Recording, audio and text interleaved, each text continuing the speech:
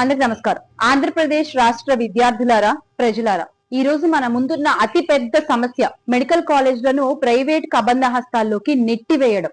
ప్రజల ఆస్తి అయినటువంటి ఆ విద్యాలయాల్ని బాబు గారు కార్పొరేట్ వ్యాపారులకి అమ్మేస్తున్నారు. ఇది సాధారణ నిర్ణయం కాదు, ఆషామాషి విషయం కాదు.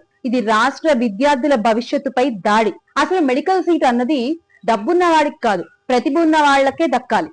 కానీ ఈ రోజున కూటమి నిర్ణయం వల్ల, బాబు గారి నిర్ణయం వల్ల విద్యార్థుల భవిష్యత్తు బుల్డోజర్ కింద తొక్కివేయబడుతోంది. విద్యని అమ్ముకోవడం అంటే భవిష్యత్తుని కబలించినట్లే అన్న విషయం కూటమి పెద్దలు ఎందుకు గ్రహించలేకపోతున్నారు? గౌరవనీయ ముఖ్యమంత్రి వర్యులు చంద్రబాబు నాయుడు గారు ఒక్క మాట వినండి. ఇది 1995 కాదు, ఇది 2025. ఆ రోజున మీ వెన్నుపోటు రాజకీయాలు నడిచుండొచ్చు గాక, కానీ ఈ రోజున మీరు రాష్ట్ర ప్రజలకి, రాష్ట్ర విద్యార్థులకు చేసిన వెన్నుపోటుని ఈ తరం, పోరాడే తరం చూస్తూ ఊరుకోదు. ఆ గొంతులన్నీ కలిసి మిమ్మల్ని ప్రశ్నిస్తున్నాయి. వారికి మీరు ఇచ్చే సమాధానం ఏంటి బాబు గారు? ఈ రోజున రాష్ట్రంలోని విద్యార్థులు వాళ్ళ తల్లిదండ్రుల చెమటని, వాళ్ళ తల్లిదండ్రుల కష్టాన్ని వృధా చేయాలనుకోవట్లేదు.